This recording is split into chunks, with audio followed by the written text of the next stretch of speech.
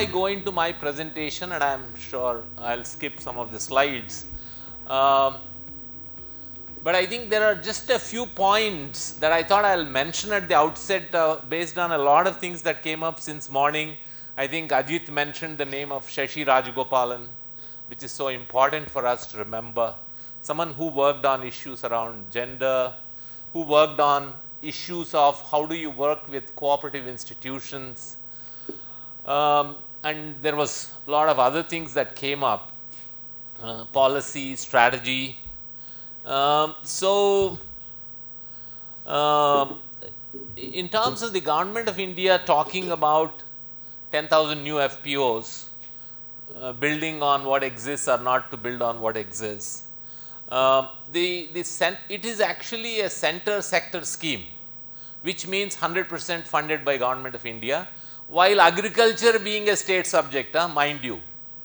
Okay, there is the fight already, and many state governments. One commissioner horticulture told me what ridiculous it is for the central government to ask us to apply if we want to be an implementing agency. The order says if any state government want to be empaneled as an implementing agency, they can apply to the central government, the Ministry of Agriculture, Cooperation and Farmers Welfare, and they could, if based on their capacity, their experience, their learning, they will be empaneled. So that's kind of one issue in terms of conflict. So in a way, Government of India thinks, and I have talked to a few secretaries at Government of India, where there seems to be an unwritten policy of the Government of India, to the extent possible on schemes like this, you eliminate state role, including the Ministry of Food Processing Industry, which is again having some center sector schemes, where the state role is zero. In the order, they have formulated a state level committee and a district level committee. Those are more consultative. They have no significant role. So that's something to be keeping in mind. Shashi Rajagopalan, I mentioned, it came to my mind that Shashi, Rama Reddy and many others say that any people's institution based on the values and principles of cooperatives, and by mind you, producer companies are based on cooperative values and principles, period. They must serve the majority. You know, if a producer organization has 1,000 members, they should at least serve 677, if you go by math, okay. So 2/3 of the membership is what is known as majority, not 50 plus. You want to kind of have a critical. So I think that's, I think we need to constantly, whether we do training and capacity building, we do policy advocacy, we do whatever market linkages, bank linkages. I think the cooperative values and principles must underpin all the work that we do, because producer organizations are, are cooperative institutions. And I also am reminded of what Vijay Mahajan keeps saying, and he has written, I think it's almost now 13 years ago, he wrote this 20-page or 10-page paper for the soil report, I think it was, called there are twin things on which FPOs need to work on: the capabilities and the capital. So you need to build brick by brick the capabilities of producer organizations, and here does not mean only board of directors, the wider membership, and that's one of the things that we have forgotten to talk about, and I thought I'll emphasize that if we don't have a foundation for FPOs, they are going to disappear. So something like self-help groups, we need farmers interest groups, or we need Raitu Sangams, or we need common interest groups as a foundation. Mr. Rama Reddy, after 30 years of promoting women thrift cooperatives, men thrift cooperatives, went back to them to form a 5-member joint liability group, simply because they felt that the vast majority of members didn't know what was happening in the cooperative, while they all were getting savings and credit services. And related to savings and credit services, it's much easier for everyone to be served. Whereas in a farmers collective, which is not a microfinance institution, it's about input supply and it's about marketing and processing and all that. So I think that is something to be kept in mind, that we don't have a foundation. I'm sure Samunnati, FWWB, I think some of the symptoms that we see is because of lack of foundational work. So our capacity building, capability building is very, very superfluous. It's not substantial. That's, I think, is another point I want to mention. Then maybe as I go along, I will, one small good news, oh, my timer. One small good news is, I still have 4 minutes, Shambhu. So that NABARD, whether you like it or not, good or bad, many of us in this room hate NABARD or think that it's a ridiculous organization, but I think they work with a vast number of NGOs as the poppies, the producer organization promoting institutions. So into the future, they being one of the critical players of FPO promotion, though the new term of CBBO, the cluster-based business organization, has come up, I think it will be inevitable for them to work with NGOs. Whether you call them POPI, the Resource Support Agency, the Resource Institution, whatever may be the name. So I think to that extent, the NGOs do have a foot in the door. But if you are stuck with some very rudimentary work, then maybe you are out of it. But if you are substantial, then you are in it. So that's kind of okay. So I won't go through all the slides, but I thought, Shambhu asked me to speak about how do we build on the experience of self-help group system in India. So I thought I'll quickly remind you how big is this system at the age of 30. Okay, self-help group started in 1990. So we are talking about 2020. So 30 years is substantial, and I think, in terms of capacity building, my back the envelope calculation is around $3 billion has been spent. At least, maybe more. World Bank money, state government money, government of India. Okay, so today they manage almost close to 1,50,000 crores. Massive. By the way, if FPOs need money, SHG federations can lend you, okay? Please don't be disappointed.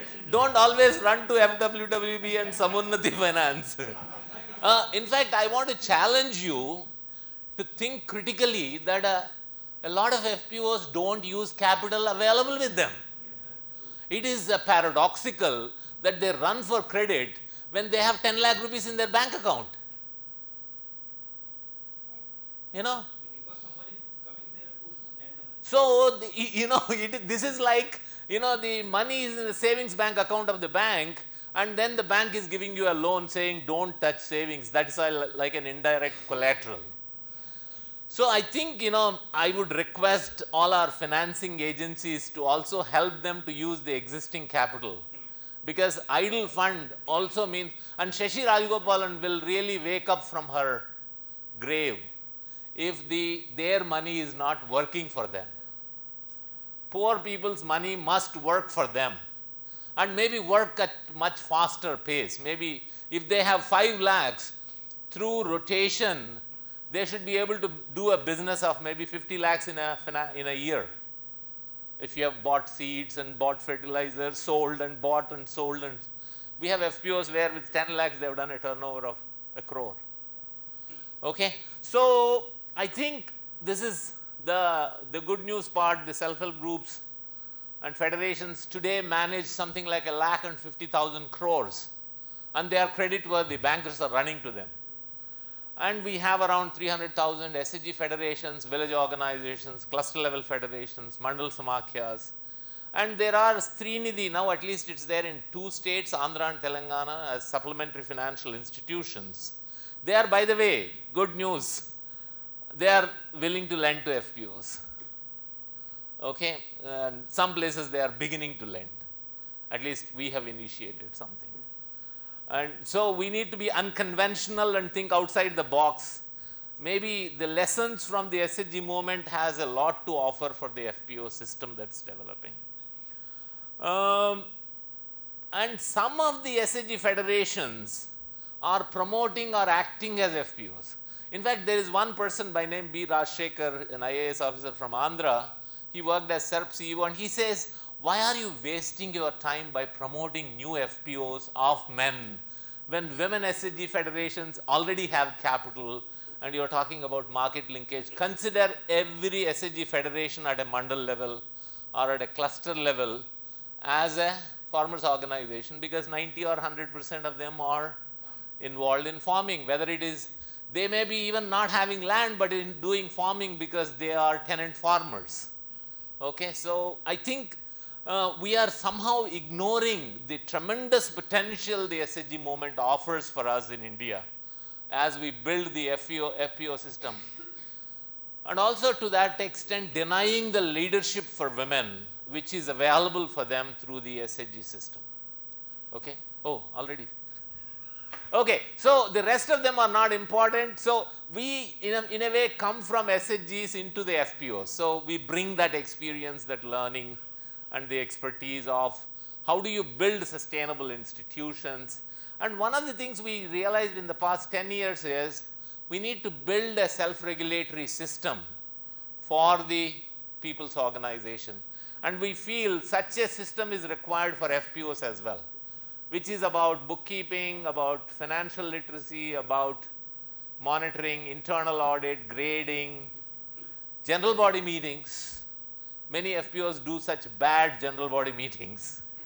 And we have done general body meetings where 70% of the members come, simply because we come from the SHG world and not from the typical, all men. I will show you some statistics. These are some of the campaign materials. This is a slide not to explain about how we do the campaign. Oh, last minute. Yeah.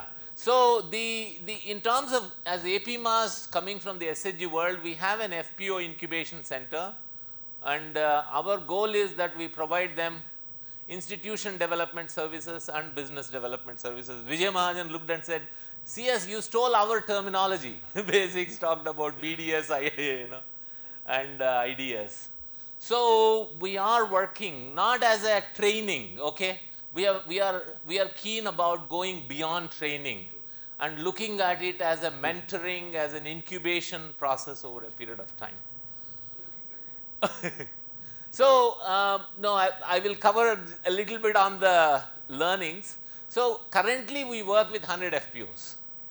Okay, 37 of them promoted by us, including one SHG federation, the FPO federation, and 63 of them as a resource support agency for NABARD. So we do the capacity building, and I just asked my colleague, how many people have we trained? And these are the, again coming from the SHG experience, we have developed these self-learning modules for SHG, the FPO board of directors. We are also in the process of developing an FPO operational manual. We are in the process of developing an FPO completely out of time. So the point I am trying to make is that here our focus is on building it from the bottom up. So looking at FPO as a bottom up organization through the farmers organizations, the farmers groups and the federation. This is one point, Shambhu, I will make and stop. So in terms of the legal forms, and you wanted me to mention about the MACS. So of the 37 we promoted, 26 are MACS and 11 actually are, one of them is a federation which is a producer company. So we thought we will look at both the legal forms without being too emotional about either of them. SFAC is very emotional about producer company. NABARD has come around and they say now both are okay. So what we realize is that maybe a producer company is a legal form better at a federation level, and in states where you have legal forms like MACS, the mutual aided cooperative society, because the compliances are not so hard. Whereas as I mentioned earlier, there are FPCs paying 80,000. Okay. So in terms of performance, how are they matching Yeah. But this under MACS and under FBC law, which one is doing better in the business? In terms of in India, legal forms don't matter. So my sense is, depending upon who is mentoring, and in both cases APMAS, we have not seen a tremendous difference between the two. Tara's point, member connect, member participation. Point in terms of membership, activeness and equity issues. In both the cases, because we are building through these farmers groups, so we kind of just go back to that previous slide. No time for that. Okay. No, I want to emphasize on the gender part. No. Oh, okay. So, yeah. So, next one. Yeah. So, in our membership, we have around 43% are women, because 8 of our FPOs are all women. And then in terms of board of directors, we are ensuring that at least 50%. Yeah. So, but I think the only point that I am trying to make is, let's look at what SHGs and federations have to offer. Thank you.